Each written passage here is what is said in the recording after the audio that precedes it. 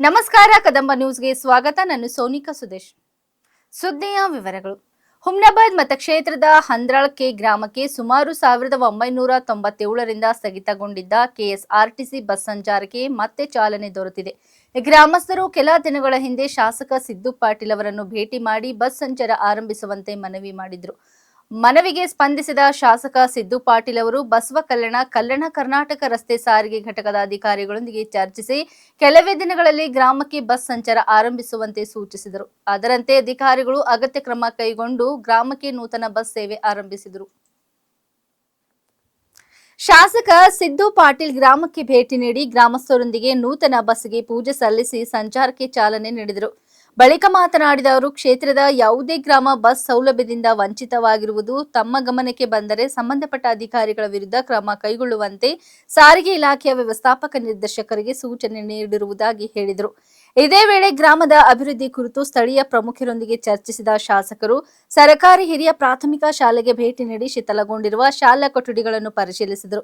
ಸಂಬಂಧಪಟ್ಟ ಅಧಿಕಾರಿಗಳಿಗೆ ವರದಿ ಸಲ್ಲಿಸುವಂತೆ ಸೂಚಿಸಿದ್ದು, ಶೀಘ್ರದಲ್ಲೇ ಗ್ರಾಮಕ್ಕೆ ನೂತನ ಶಾಲಾ ಕಟ್ಟಡ ನಿರ್ಮಿಸಲು ಅಗತ್ಯ ಕ್ರಮ ಕೈಗೊಳ್ಳುವುದಾಗಿ ಭರವಸೆ ನೀಡಿದರು. ಬಹುಕಾಲದ ಬೇಡಿಕೆ ಈಡೇರಿದ್ದರಿಂದ ಗ್ರಾಮಸ್ಥರು ಶಾಸಕರಿಗೆ ಹಾಗೂ ಸಾರಿಗೆ ಇಲಾಖೆ ಅಧಿಕಾರಿಗಳಿಗೆ ಕೃತಜ್ಞತೆ ಸಲ್ಲಿಸಿದರು. ಹೈದರಾಬಾದ್ನಲ್ಲಿ ದತ್ತಾತ್ರೇಯ ತಂದೆ ಕರಬಸಪ್ಪ ಅವರ ಅನುಮಾನಾಸ್ಪದ ಸಾವಿನ ಪ್ರಕರಣಕ್ಕೆ ಸಂಬಂಧಿಸಿದಂತೆ ಮೃತನ ಸಹೋದರಿ ಪಲ್ಲವಿ ಅವರು ಪತ್ರಿಕೆಗೋಷ್ಠಿಯಲ್ಲಿ ಸಮಗ್ರ ತನಿಖೆಗೆ ಆಗ್ರಹಿಸಿದರು. ಆಸಿಫ್ ನಗರ ಪೊಲೀಸ್ ಠಾಣೆಯಲ್ಲಿ ಪ್ರಕರಣ ದಾಖಲಾಗಿದ್ದು, ಪತ್ನಿ ನೀಲಾಂಬಿಕಾ ವಿರುದ್ಧ ಕುಟುಂಬಸ್ಥರು ಶಂಕೆ ವ್ಯಕ್ತಪಡಿಸಿದ್ದಾರೆ. ದತ್ತಾತ್ರೇಯ ನೇಣು ಬಿಗಿದು ಆತ್ಮಹತ್ಯೆ ಮಾಡಿಕೊಂಡಿದ್ದಾರೆ ಎಂಬ ಪತ್ನಿಯ ಹೇಳಿಕೆಯನ್ನು ಕುಟುಂಬಸ್ಥರು ತಳ್ಳಿಹಾಕಿದ್ದಾರೆ. ಮದುವೆಯಾದ ಬಳಿಕ ದಾಂಪತ್ಯ ಜೀವನ ಸುಗಮವಾಗಿರಲಿಲ್ಲ ಎಂದು ಪಲ್ಲವಿ ಆರೋಪಿಸಿದರು. ಆಸ್ಪತ್ರೆಯಲ್ಲಿ ಮೃತದೇಹವನ್ನು ಕುಟುಂಬದವರಿಗೆ ಸರಿಯಾಗಿ ತೋರಿಸದೆ ಅಂತ್ಯ ಸಂಸ್ಕಾರ ನಡೆಸಲಾಗಿದೆ ಎಂದರು. ನಂತರ ನೋಡಿದ ಫೋಟೋಗಳಲ್ಲಿ ದೇಹದ ಮೇಲೆ ಗಾಯಗಳು ಹಾಗೂ ರಕ್ತದ ಗುರುತುಗಳು ಕಂಡು ಬಂದಿದ್ದು, ಇದು ಕೊಲೆ ಇರಬಹುದೆಂಬ ಅನುಮಾನ ವ್ಯಕ್ತಪಡಿಸಿದರು. ಸಾಲದ ಒತ್ತಡದಿಂದ ಆತ್ಮಹತ್ಯೆ ಎಂಬ ಆರೋಪವನ್ನು ಕುಟುಂಬಸ್ಥರು ನಿರಾಕರಿಸಿದ್ದು, ಪ್ರಕರಣದ ನಿಷ್ಪಕ್ಷಪಾತ ತನಿಖೆ ನಡೆಸಿ ಸತ್ಯಾಂಶ ಹೊರತರಬೇಕು ಎಂದು ಆಗ್ರಹಿಸಿದರು.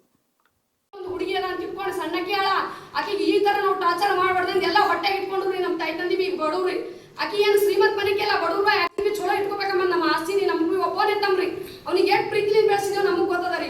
ಆಕಿ ಏನಂದ್ರೆ ಇವತ್ತು ನಿಂದ್ರಕಿ ಒಂದು ಹಟ್ಟಿ ಬರ್ತಾಳ ನಾವು ಕನಸಿನ ಕಾಣಿಲ್ರಿ, ಬಟ್ ನಮ್ ಜೀವ ತಗೊಂಡು ಹೋದ್ರಿ. ಇವತ್ತು ನಮ್ ಜೀವ ಬಿಟ್ಟಾಕಿ ಹೋಗ್ಬೇಕಿದ್ರಿ, ಆಕಿಗೆ ಇಷ್ಟ ಇದ್ದವ್ರ ಜೊತೆ ಕರೆ ನಮ್ ಕೂಸಿನ ಜೀವ ತಗೋಬಾರ್ದಾಗಿತ್ರಿ. ಈಗ ಭಾಳ ಪೆಟ್ಟು ಮಾಡ್ಯಾರ್ರಿ, ಮೈಯೆಲ್ಲ ಬೆನ್ನೆಲ್ಲ ರಕ್ತ ಬಂದುದು, ಕುತ್ತಿಗೆ ಕಣ್ಣೀರ್ ಬಲ್ ಹೊಡೆದಾರ, ಇಲ್ಲಿ ಹೊಡೆದಾರ, ಗಡ್ಡಿ ರಕ್ತ ಇಷ್ಟು ಬಿದ್ದುದ್ರಿ. ಹೆಂಗಿಂಗಾದ್ರೆ ಎಲ್ಲಾದ್ರೂ ರಕ್ತ ಬಂದಿ ನೋಡಿರೇನ್ರಿ? ನಾನು ನೋಡಿದೆ, ನೀವ್ ಎಲ್ಲಾದ್ರೂ ನೋಡಿರಿ ಹೇಳ್ರಿ ಜನ. ಹೆಂಗಿದ್ರಿ ಅವ್ರಿಗೆ ಮಾತಾಡೋದು ಬರಲ್ಲ, ನೀವು ಮಾತಾಡ್ ನೋಡ್ರಿ, ಮಾತಾಡ್ತಾರೇನೋ ಅವರು. ಈ ತರ ಮಾಡೋದು ತಪ್ಪಲ್ರಿ. ಈಗ ಅವ್ರು ಏನಾದ್ರು ರಾಜ್ಯದಲ್ಲಿ ನಡೆಯುತ್ತಿರುವ ಮತದಾರರ ಪಟ್ಟಿಯ ವಿಶೇಷ ಸಮಗ್ರ ಪರಿಷ್ಕರಣೆ ಎಸ್ಐಆರ್ ಅಭಿಯಾನಕ್ಕೆ ಸಾರ್ವಜನಿಕರು ಸಂಪೂರ್ಣ ಸಹಕಾರ ನೀಡುವಂತೆ ಕೇಂದ್ರದ ಮಾಜಿ ಸಚಿವ ಭಗವಂತ್ ಖೂಬಾ ಮನವಿ ಮಾಡಿದ್ದಾರೆ. ತಮ್ಮ ನಿವಾಸಕ್ಕೆ ಆಗಮಿಸಿದ ಬೂತ್ ಮಟ್ಟದ ಅಧಿಕಾರಿ ಬಿಎಲ್ಒ ತುಕಾರಾಂ ಕುದ್ರೆ ಅವರಿಗೆ ಅಗತ್ಯ ದಾಖಲೆಗಳು ಹಾಗೂ ಮಾಹಿತಿಯನ್ನು ಸಲ್ಲಿಸಿ ಕುಟುಂಬದೊಂದಿಗೆ ಮತದಾರರ ನೋಂದಣಿ ಪರಿಷ್ಕರಣೆ ಪ್ರಕ್ರಿಯೆಯಲ್ಲಿ ಭಾಗವಹಿಸಿರುವುದಾಗಿ ಅವರು ತಿಳಿಸಿದ್ದಾರೆ. ಈ ಕುರಿತು ಮಾತನಾಡಿದ ಖೂಬಾ, ಇದು ಕೇವಲ ಆಡಳಿತಾತ್ಮಕ ಪ್ರಕ್ರಿಯೆ ಅಲ್ಲ, ಪ್ರತಿಯೊಬ್ಬ ಅರ್ಹ ನಾಗರಿಕರ ಮತದಾನದ ಹಕ್ಕನ್ನು ಸಂರಕ್ಷಿಸುವ ಮಹತ್ವದ ಕಾರ್ಯವಾಗಿದೆ. ಆದ್ದರಿಂದ ಮನೆಗೆ ಬರುವ ಬಿಎಲ್ಒಗಳಿಗೆ ಅಗತ್ಯ ಸಹಕಾರ ನೀಡಿ ಅಗತ್ಯ ದಾಖಲೆಗಳನ್ನು ಒದಗಿಸಿ ಹಾಗೂ ನಿಮ್ಮ ಹೆಸರು ಮತ್ತು ವಿವರಗಳು ಮತದಾರರ ಪಟ್ಟಿಯಲ್ಲಿ ಸರಿಯಾಗಿ ದಾಖಲಾಗಿರುವುದನ್ನು ಖಚಿತಪಡಿಸಿಕೊಳ್ಳಬೇಕು ಎಂದು ಮನವಿ ಮಾಡಿದರು. ಮತದಾರರ ಪಟ್ಟಿಯ ಪರಿಷ್ಕರಣೆ ಪ್ರಕ್ರಿಯೆಯಲ್ಲಿ ಪ್ರತಿಯೊಬ್ಬ ನಾಗರಿಕರು ಸಕ್ರಿಯವಾಗಿ ಭಾಗವಹಿಸುವ ಮೂಲಕ ಪ್ರಜಾಪ್ರಭುತ್ವವನ್ನು ಮತ್ತಷ್ಟು ಬಲಪಡಿಸಬೇಕು ಎಂದು ಭಗವಂತ್ ಖೂಬಾ ಕರೆ ನೀಡಿದರು.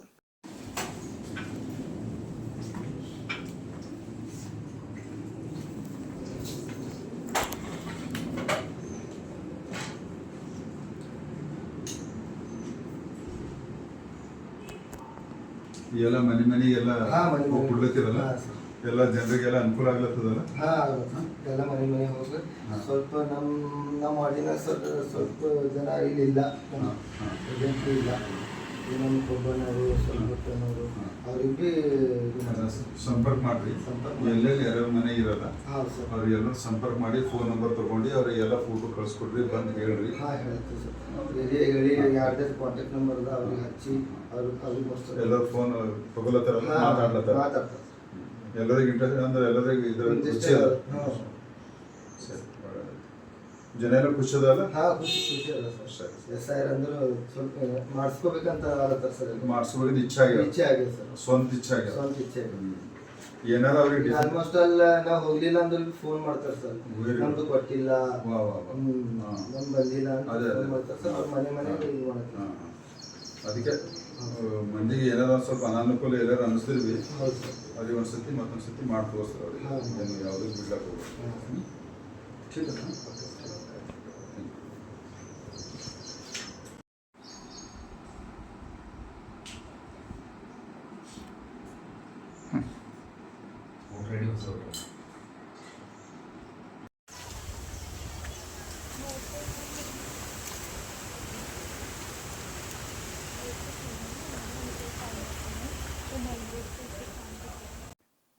ಮತದಾರರ ಪಟ್ಟಿಯ ಸಮಗ್ರ ವಿಶೇಷ ಪರಿಷ್ಕರಣೆ ಎಸ್ಐಆರ್ ಕುರಿತು ಸಾರ್ವಜನಿಕರಲ್ಲಿ ಅರಿವು ಮೂಡಿಸುವ ಉದ್ದೇಶದಿಂದ ಜಿಲ್ಲಾಡಳಿತ ಹಾಗೂ ಸ್ವೀಪ್ ಸಮಿತಿಯ ವತಿಯಿಂದ ನಗರದ ವಿವಿಧ PU ಕಾಲೇಜುಗಳ ವಿದ್ಯಾರ್ಥಿಗಳಿಂದ ಬೃಹತ್ ಜನಜಾಗೃತಿ ರ್ಯಾಲಿ ಆಯೋಜಿಸಲಾಯಿತು.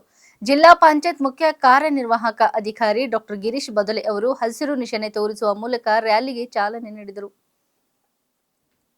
ಬಳಿಕ ಮಾತನಾಡಿದ ಅವರು BLOಗಳು ಮನೆ ಮನೆಗೆ ತೆರಳಿ ಎನ್ಯುಮರೇಷನ್ ಫಾರ್ಮ್ಗಳನ್ನು ವಿತರಿಸುತ್ತಿದ್ದು ಸಾರ್ವಜನಿಕರು ಅವುಗಳನ್ನು ಸರಿಯಾಗಿ ಭರ್ತಿ ಮಾಡಿ ಸಹಕರಿಸಬೇಕು ಎಂದು ಮನವಿ ಮಾಡಿದರು.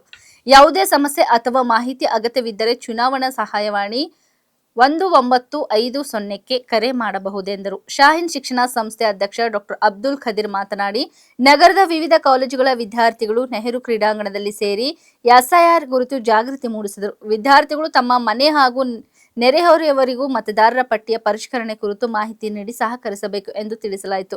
ಎಸ್ಐಆರ್ ಪ್ರಕ್ರಿಯೆ ಕುರಿತು ಯಾರೂ ಆತಂಕ ಅಥವಾ ಭಯಪಡುವ ಅಗತ್ಯವಿಲ್ಲ ಎಂದು ಅವರು ಸ್ಪಷ್ಟಪಡಿಸಿದರು.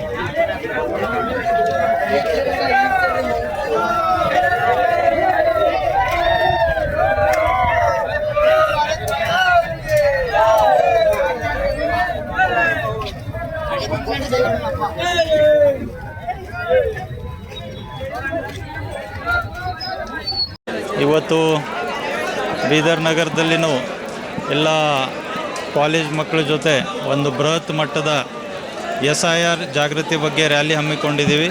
ಇದರಲ್ಲಿ ನಮ್ಮೆಲ್ಲ ಅಧಿಕಾರಿಗಳು ಕೂಡ ಭಾಗವಹಿಸಿದ್ದಾರೆ. ಉದ್ದೇಶ ಏನಂದರೆ, ನಿನ್ನೆಯಿಂದ ಏನು SIRದಲ್ಲಿ ಇನ್ಯುಮರೇಷನ್ ಫಾರ್ಮ್ಗಳು ಮನೆ ಮನೆಗೆ ಹೋಗಿ ನಮ್ಮ BLOಗಳು ಕೊಡ್ತಾ ಇದ್ದಾರೆ, ಅದರ ಬಗ್ಗೆ ಎಲ್ಲ ನಮ್ಮ ಬೀದರ್ ಜನತೆಗೆ ಜಾಗೃತಿ ಇರಲಿ, ಅವರು ಎಲ್ಲ BLOಗಳಿಗೆ ಸಹಕಾರ ಮಾಡಲಿ, ಮತ್ತು ಈ ಇನ್ಯುಮರೇಷನ್ ಫಾರ್ಮ್ ಏನು ಕೊಟ್ಟಿದ್ದಾರೆ ಅದು ಅವರು ಸರಿಯಾದ ರೀತಿಯಲ್ಲಿ ತುಂಬಿ ಕೊಡಬೇಕು BLOಗಳಿಗೆ. ಮತ್ತು ಏನಾದರೂ ತೊಂದರೆ ಇದ್ದರೆ ಅವರು 1950 book call with BLO voter helpline app ಇದ್ರ ಕೂಡ ಅವ್ರ ಸಹಾಯ ತೊಗೋಬೋದು. ಸೊ ಎಲ್ಲ ನಮ್ಮ ಬೀದರ್ ಜನತೆಗೆ SIR ಬಗ್ಗೆ ಈ ಜಾಗೃತಿ ಆಗಲಿ ಅಂತ ಈ ಉದ್ದೇಶದಿಂದ ನಾವು ಈ ಬೃಹತ್ ಮಟ್ಟದ ರ್ಯಾಲಿಯನ್ನು ಹಮ್ಮಿಕೊಂಡಿದ್ದೀವಿ. ಸ್ವೀಪ್ ವತಿಯಿಂದ ನಾವೆಲ್ಲ ಈ ಜಾಗೃತಿ ಕಾರ್ಯ ಮಾಡ್ತಾ ಇದ್ದೀವಿ. ಧನ್ಯವಾದಗಳು. इसके लिए बीदर के तमाम PU कॉलेजेस के स्टूडेंट्स आज बीदर के डिफरेंट प्लेसेस से रैली निकालते हुए यहाँ पे स्टेडियम पे पहुँचे और यहाँ पे CEO बीदर वो एड्रेस किए और ये बच्चों को ताकीद किए हैं कि वो अपने घर में, घर के पड़ोस में, रिश्तेदारों में इसका अवेयरनेस पहुँचाएँ. BLOs आएंगे, फॉर्म देंगे, फॉर्म फिलअप करने में भी इसको सपोर्ट करें. देखिए बीदर के तमाम एजुकेटेड बच्चे, क्वालिफाइड एजुकेटेड बच्चे, नौजवानों से मेरी रिक्वेस्ट है कि वो अपने घर में पहले, फिर घर के साथ पड़ोस में, फिर रिश्तेदारों को इस मामले में हेल्प करें. इस तरह से ही ये मसला हल होगा. बहुत सारे लोग एजुकेटेड नहीं होते, वो परेशान रहते हैं. देखिए परेशानी की तो कोई बात ही नहीं है, हर चीज़ का सलूशन है, हर चीज़ का हल है. यानी तमाम कंडीशंस को पूरा करने के लिए रास्ते हैं. इसके लिए वक्त ज़ाया ना करें. बहुत कम वक्त दी है गवर्नमेंट दी है और इसमें इसको भरपूर इम्प्लीमेंटेशन के लिए कोशिश करें और घर घर में ये काम हो जाए, यही हमारी रिक्वेस्ट है. सर आज भी एक तबका ऐसा है जो SIR को लेकर डर और भय के माहौल में है. नहीं, खतरे डरने की ज़रूरत नहीं है. जो भी किसी के पास कोई डॉक्यूमेंट नहीं है तो उसका अल्टरनेट है. ये नहीं है तो ये चाहिए, ये नहीं है तो ये चाहिए. देखिए वहाँ पर आपको एक्सप्लेन करने के लिए लोग मिल जाएंगे। आप किसी जानने वाले के पास जाइए, आपका सलूशन गारंटी मिलेगा। तमाम ऑप्शंस मौजूद हैं, किसी को डरने की ज़रूरत नहीं है। Thank you. ಎಲ್ನಿನೋ ಪ್ರಭಾವದಿಂದ ರಾಜ್ಯದಲ್ಲಿ ಮಳೆಯ ಕೊರತೆ ಆಗಿದ್ದು ಗ್ರಾಮಗಳಲ್ಲಿ ನೀರಿನ ಸಮಸ್ಯೆ ಎದುರಾಗದಂತೆ ಮುಂಗಡವಾಗಿ 117 ಕೋಟಿ ರೂಪಾಯಿ ಬಿಡುಗಡೆ ಮಾಡಲಾಗಿದೆ. ನೀರು ಪೂರೈಕೆಗೆ ಹಣದ ಕೊರತೆ ಇಲ್ಲ ಎಂದು ಗ್ರಾಮೀಣ ಅಭಿವೃದ್ಧಿ ಮತ್ತು ಪಂಚಾಯತ್ ರಾಜ್ ಸಚಿವ ಈಶ್ವರ್ ಬಿ ಖಂಡ್ರೆ ತಿಳಿಸಿದ್ದಾರೆ. ವಿಕಾಸಸೌಧದ ತಮ್ಮ ಕಚೇರಿಯಲ್ಲಿ ಸುದ್ದಿಗೋಷ್ಠಿಯಲ್ಲಿ ಮಾತನಾಡಿ, ಈಗಾಗಲೇ ಸುಮಾರು 85 ಕೋಟಿ ರೂಪಾಯಿಗಳಿಗೆ ಕ್ರಿಯಾ ಯೋಜನೆ ರೂಪಿಸಲಾಗಿದೆ. 30 ಕೋಟಿ ರೂಪಾಯಿ ವೆಚ್ಚ ಮಾಡಲಾಗಿದ್ದು ನೀರಿನ ಸಮಸ್ಯೆ ಇರುವ ಗ್ರಾಮಗಳಲ್ಲಿ ಕುಡಿಯುವ ನೀರು ಪೂರೈಕೆಗೆ ತೊಂದರೆ ಆಗದಂತೆ ಕ್ರಮ ವಹಿಸಲಾಗಿದೆ ಎಂದರು. ಯಾವುದೇ ಗ್ರಾಮದಲ್ಲಿ ಕುಡಿಯುವ ನೀರಿನ ಸಮಸ್ಯೆ ಎದುರಾದರೆ 24 ಗಂಟೆಗಳ ಒಳಗಾಗಿ ಪರಿಹರಿಸುವಂತೆ ಸೂಚಿಸಲಾಗಿದೆ. ಖಾಸಗಿ ತೆರೆದ ಬಾವಿ, ಬೋರ್ವೆಲ್ಗಳಿಂದ ನೀರು ಪಡೆದು ಟ್ಯಾಂಕರ್ ಮೂಲಕ ಸರಬರಾಜು ಮಾಡಲಾಗುತ್ತಿದೆ. ತೀರಾ ಅಗತ್ಯ ಬಿದ್ದ ಸಂದರ್ಭದಲ್ಲಿ ಮಾತ್ರ ಕೊಳವೆ ಬಾವಿ ಕೊರೆಯಿಸಲಾಗುತ್ತಿದೆ ಎಂದು ಸ್ಪಷ್ಟಪಡಿಸಿದರು. ಜಲಾಶಯಗಳಲ್ಲಿ ನೀರಿನ ಮಟ್ಟ ಕುಸಿಯುತ್ತಿದೆ. ಕಳೆದ 2-3 ದಿನದಿಂದ ಮಳೆ ಆಗುತ್ತಿದ್ದು ಕೆಲವು ಜಲಾಶಯಗಳಿಗೆ ನೀರು ಬರುತ್ತಿದೆ. ಈ ಸಂಕಷ್ಟದ ಸಮಯದಲ್ಲಿ ಜೀವ ಜಲವನ್ನು ಹಿತಮಿತವಾಗಿ ಜನರು ಬಳಸಬೇಕು, ಪೋಲು ಮಾಡಬಾರದು ಎಂದು ಮನವಿ ಮಾಡಿದ ಅವರು ಪಂಚಾಯಿತಿಗಳು ನೀರು ಸೋರಿಕೆ ಆಗದಂತೆ ಎಚ್ಚರ ವಹಿಸಬೇಕು ಎಂದು ತಿಳಿಸಿದರು.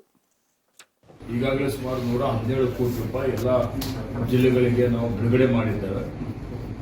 ಅದರಲ್ಲಿ ಸುಮಾರು 85 ಕೋಟಿ ರೂಪಾಯಿಗೆ ಕ್ರಿಯಾ ಯೋಜನೆ ಸಿದ್ಧಪಡಿಸಲಾಗಿದೆ. ಸುಮಾರು 30 ಕೋಟಿ ರೂಪಾಯಿ ಹಂಗೆ ವೆಚ್ಚ ಮಾಡಿದ್ದಾರೆ.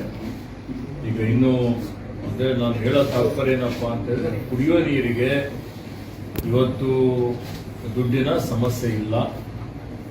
ಇಲಾಖೆ ಎಲ್ಲ ರೀತಿಯಲ್ಲಿ ಗ್ರಾಮೀಣ ಭಾಗದಲ್ಲಿ ಎಲ್ಲೇ ಕುಡಿಯುವ ನೀರಿನ ಸಮಸ್ಯೆ ಇದ್ರೂ 24 ತಾಸು ಒಳಗಾಗಿ ಕುಡಿಯುವ ನೀರಿನ ವ್ಯವಸ್ಥೆ ಮಾಡಬೇಕು ಅನ್ನೋ ಸೂಚನೆಯನ್ನು ಕೊಟ್ಟಿದ್ದಾರೆ.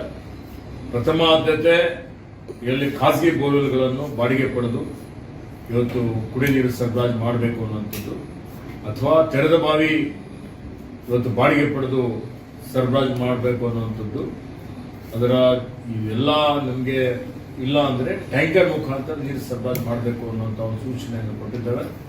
ಅನಿವಾರ್ಯ ಪರಿಸ್ಥಿತಿಯಲ್ಲಿ ಮಾತ್ರ ಬೋರ್ವೆಲ್ ಕೊರೆದು ನೀರು ಸರಬರಾಜು ಮಾಡಬೇಕು ಅನ್ನುವಂಥ ಒಂದು ಸೂಚನೆಯನ್ನು ಈಗಾಗಲೇ ಕೊಡಲಾಗಿದೆ.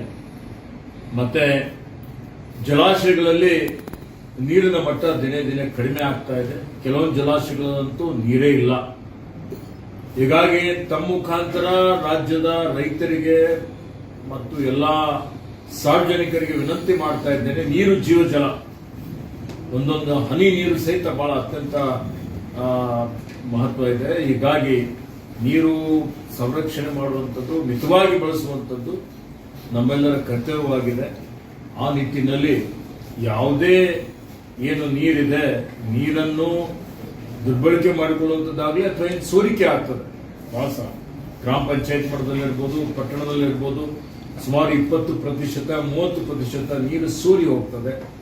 ಆ ಸೋರಿಕೆಗೆ ಅವಕಾಶ ಕೊಡದ ರೀತಿಯಲ್ಲಿ ಇವತ್ತು ನೀರನ್ನು ಮಿತವಾಗಿ ಹಿತವಾಗಿ ಬಳಸಬೇಕು ಅನ್ನುವಂಥ ಒಂದು ವಿನಂತಿಯನ್ನು ತಮ್ಮ ಮುಖಾಂತರ ನಾನು ಮಾಡ್ತಾ ಇದ್ದೀನಿ. ಕಲ್ಲುಗಣಿಯಲ್ಲಿ ಬಂಡೆ ಕುಸಿದು 7 ಕಾರ್ಮಿಕರು ಮೃತಪಟ್ಟಿರುವ ಪ್ರಕರಣದಲ್ಲಿ ಅಧಿಕಾರಿಗಳ ವರದಿ ಬಂದ ಬಳಿಕ ರಾಜ್ಯ ಸರ್ಕಾರ ಅಗತ್ಯ ಕ್ರಮ ಕೈಗೊಳ್ಳಲಿದೆ ಎಂದು ಮುಖ್ಯಮಂತ್ರಿ ಡಿಕೆ ಶಿವಕುಮಾರ್ ತಿಳಿಸಿದ್ದಾರೆ. ವರದಿಯ ಆಧಾರದ ಮೇಲೆ ಮೃತರ ಕುಟುಂಬಗಳಿಗೆ ಪರಿಹಾರ ನೀಡಲಾಗುವುದು ಎಂದು ಅವರು ಸುದ್ದಿಗಾರರಿಗೆ ತಿಳಿಸಿದರು. ಕಲ್ಲುಗಣಿ ಕಾನೂನುಬದ್ಧವಾಗಿ ಕಾರ್ಯನಿರ್ವಹಿಸುತ್ತಿದೆಯೋ ಹಾಗೂ ಅಗತ್ಯ ಸುರಕ್ಷತಾ ನಿಯಮಗಳನ್ನು ಪಾಲಿಸಲಾಗುತ್ತಿದೆಯೇ ಎಂಬ ಬಗ್ಗೆ ತನಿಖೆ ನಡೆಯುತ್ತಿದೆ ಎಂದು ಹೇಳಿದರು. ಪೊಲೀಸರು ಹಾಗೂ ಗಣಿ ಮತ್ತು ಭೂವಿಜ್ಞಾನ ಇಲಾಖೆ ಅಧಿಕಾರಿಗಳು ಸ್ಥಳಕ್ಕೆ ಭೇಟಿ ನೀಡಿದ್ದಾರೆ. ಪ್ರಾಥಮಿಕ ತನಿಖೆಯಲ್ಲಿ ಬಂಡೆ ಕುಸಿತವು ಸ್ಫೋಟದಿಂದ ಸಂಭವಿಸಿಲ್ಲ ಎಂಬುದು ಗೊತ್ತಾಗಿದೆ ಎಂದು ಅವರು ಹೇಳಿದರು. ಮೃತ ಕಾರ್ಮಿಕರ ಕುಟುಂಬಗಳಿಗೆ ಪರಿಹಾರ ನೀಡುವಂತೆ ಕಲ್ಲುಗಣಿ ನಿರ್ವಾಹಕರಿಗೆ ಸೂಚನೆ ನೀಡಲಾಗಿದೆ ಎಂದರು. ಕೆಲವು ದಿನಗಳ ಹಿಂದೆ ಇದೇ ಕಲ್ಲುಗಣಿಯಲ್ಲಿ ನಡೆದ ಸ್ಫೋಟದಲ್ಲಿ ಚಿರತೆಯೊಂದು ಮೃತಪಟ್ಟಿದ್ದು ಸಮರ್ಪಕ ತನಿಖೆ ನಡೆಸದೆ ಪ್ರಕರಣವನ್ನು ಮುಚ್ಚಿ ಹಾಕಲಾಗಿದೆ ಎಂಬ ಯಶವಂತಪುರ ಶಾಸಕ ಎಸ್ಟಿ ಸೋಮಶೇಖರ್ ಅವರ ಆರೋಪಕ್ಕೆ ಪ್ರತಿಕ್ರಿಯಿಸಿದ ಶಿವಕುಮಾರ್ ಈ ವಿಷಯವನ್ನು ಶಾಸಕ ಸರ್ಕಾರದ ಗಮನಕ್ಕೆ ತಂದಿದ್ದಾರೆ. ವರದಿ ಬಂದ ನಂತರವೇ ನಾನು ಪ್ರತಿಕ್ರಿಯಿಸುತ್ತೇನೆ ಎಂದು ಹೇಳಿದರು. ಇಂತಹ ಘಟನೆಗಳು ಮರುಕಳಿಸದಂತೆ ಅಗತ್ಯ ಕ್ರಮ ಕೈಗೊಳ್ಳಲಾಗುವುದು ಎಂದರು.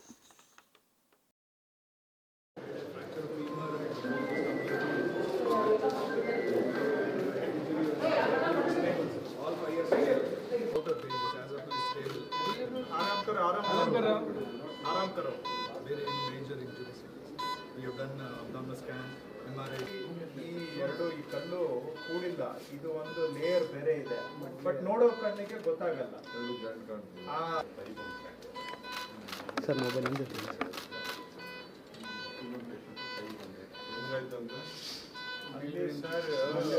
ಈ ತರ 3 ಅಡಿ ಕೆಳಗವರೆಗೂ ಕಟ್ ಮಾಡಿದ್ದಾರೆ. ಈ ಕಡೆ ಒಂದು 30-40 ಅಡಿ ಕಟ್ ಆಗಿದೆ ಅಷ್ಟೇ. ಇದು ಹಿಂಗಿದೆ, ಈ ಫೇಸು ಹಿಂಗಿದೆ. ಇಲ್ಲಿ ಇದು ಅವರು ಡ್ರಿಲ್ ಮಾಡಿ ರಿಗ್ ಇಡ್ಬೇಕಲ್ಲ, ರಿಗ್ ಇಡೋಕ್ಕೆ ಇಲ್ಲಿ ಡ್ರಿಲ್ ಮಾಡೋರು. ಇಲ್ಲಿ ಡ್ರಿಲ್ ಮಾಡಿದ ತಕ್ಷಣ ಇದರಲ್ಲಿ ಮೇಲೆ ಇದ್ದಿದ್ದು ಒಂದು ಲೆಪ್ಪೆ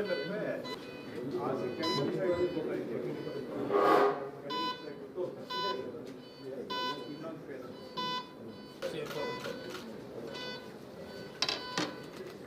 ಇದು ಇದೆ ಸರ್, ಇದು ಒಂದು ಕ್ವಾರಿ ಸರ್. ಇದು ಮೊದಲು ಇದೇ ಸರ್ ಸರ್ ಹೇಳಿದ್ರಲ್ಲ ಸರ್ ಆ ಥರ. ಇದು ಈ ಇಟಾಚಿ ಹೋಗಿ ಇಲ್ಲಿ ಹೋಲ್ ಮಾಡಕ್ ಹೋಗಿದ್ದಾನೆ ಸರ್. ಇಲ್ಲಿ ಈ ಹೋಲ್ ಮಾಡೋ ವೈಬ್ರೇಟ್ ಈ ಇಟಾಚಿ ಮೇಲೆ ಬಿದ್ದಿದೆ, ಬಟ್ ಇಲ್ಲಿ ಏನು ಜಾಸ್ತಿ ಇದಾಗಿಲ್ಲ, ಈ ಸೈಡ್ಗೆ ಬಿದ್ದಿದೆ. ಇಲ್ಲಿ ಕೆಳಗಡೆ ಅಡ್ಡದಲ್ಲಿ ಕೆಲಸ ಮಾಡ್ತಾ ಇದ್ರು. ಇಲ್ಲಿವರೆಗೆ ಸುದ್ದಿ ಕೊಟ್ಟಿದ್ದು ನಾನು ಸೋನಿಕಾ ಸುದೇಶ್. ಮುಂದಿನ ಸುದ್ದೊಂದಿಗೆ ಮತ್ತೆ ಭೇಟಿಯಾಗೋಣ. ವಂದನೆಗಳು.